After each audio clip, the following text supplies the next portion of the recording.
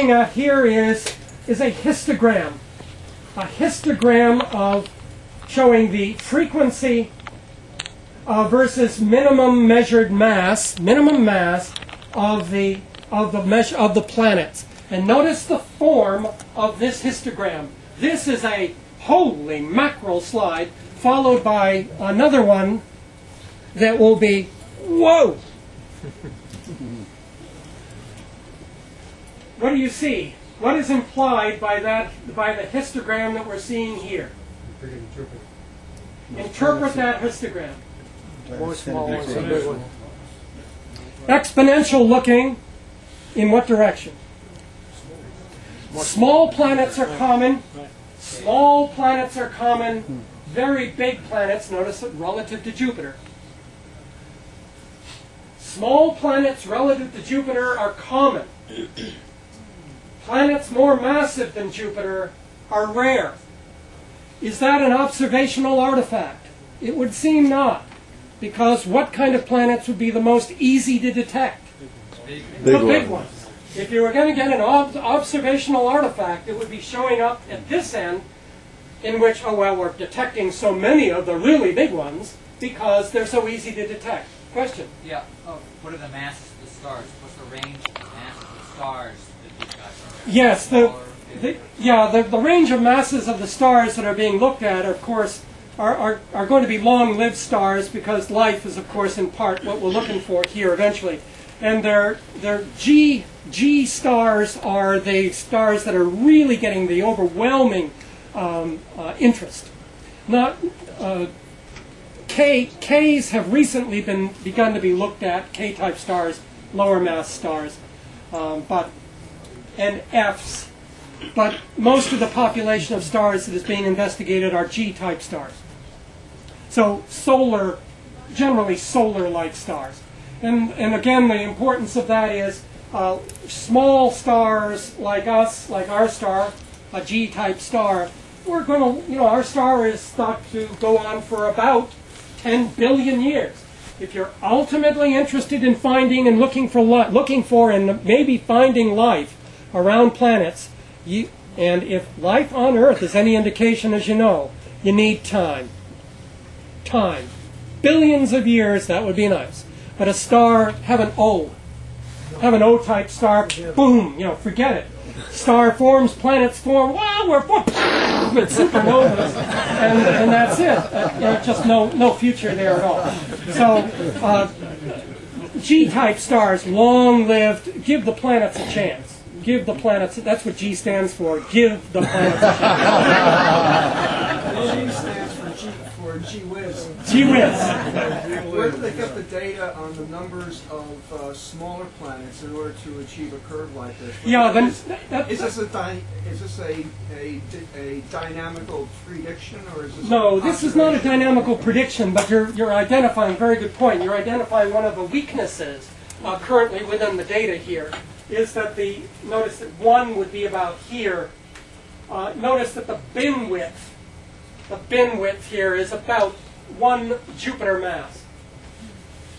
So anything here that's contributing to this is anything 1 Jupiter mass or less. And of course, we're only this method currently is only able to detect roughly quarter Jupiter masses. So we're not getting this. Although this is, I'm trying to persuade you that what the meaning of this is that although we cannot measure Earth-sized planets yet, of course, Earth-sized planets would be, in there. That's not contributing to this bin, as you know. But what we are seeing is that the form of the trend of this exponential implies that small planets are common, very big planets are rare, and if as these bin widths become smaller, that the resolution of the data become better, the techniques become better, that we can just chop this off, chop it off right there, and start segmenting it into tenths of a Jupiter mass, then see if the tenth of a Jupiter mass, the one that's closest here, whether that continues the trend up. Then we can even be more confident than implied there that perhaps Earth-like planets are common. I would like a used car from you. I'm sorry? I'll buy a used car from you. Well, it's a very good point. The good news here is this. What if, again in contrast, what if, these are data. We didn't know this until just a couple of years ago. We didn't know this. What if it went like this? Not be wrong. You would say we're rare.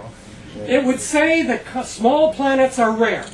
That whatever forms planets in the universe, small planets are rare. What would that say about our solar system? What would that say about Earth? Extremely Unique. rare. It may not be fully unique, but by gosh, not Extremely many rare. of them. Extremely rare. Extremely rare.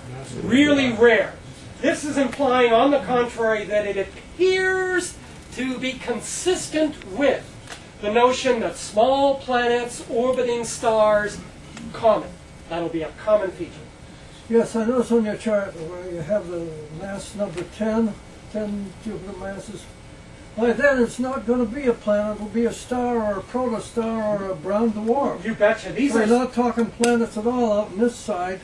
We're talking about multiple binary systems with multiple stars. correct. Absolutely. When you start looking at things like this, we're no longer talking about planets. We're looking at brown dwarfs. I agree. And notice they're rare but present.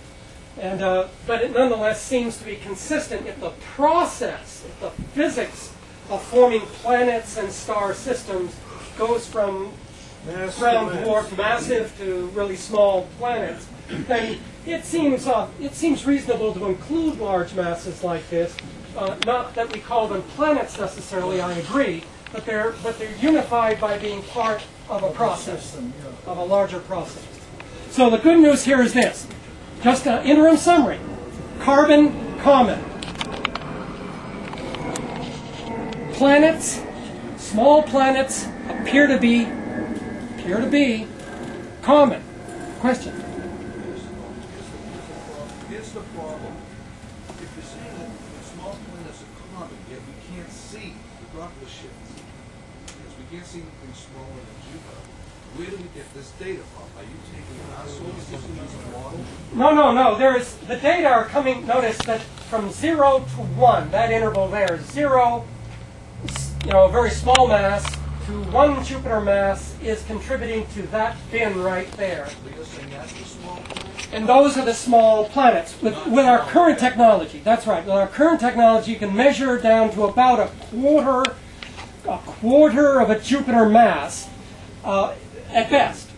But notice that even though the best detection using the Doppler method has a limiting mass of about a quarter of a Jupiter mass,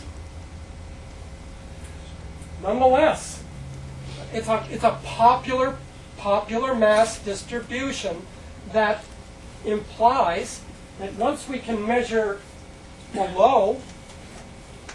masses less than a quarter of a Jupiter mass, what's going to happen when we start? If this trend continues, where will quarter of a Jupiter mass or less plot on a histogram like this? Way up there. It would be way up there. So the importance here is the trend of these data, which, again, very important implication. That's our hint at this time. And no, our solar system was not included in this. This is entirely extra exoplanets. Can rule out? Can life evolve in a bigger planet? Can life evolve in a bigger planet? We're not sure yet. We're not sure. We're so. I have to admit that our chemistry and geology are still far behind the technology and accomplishment of astronomers. We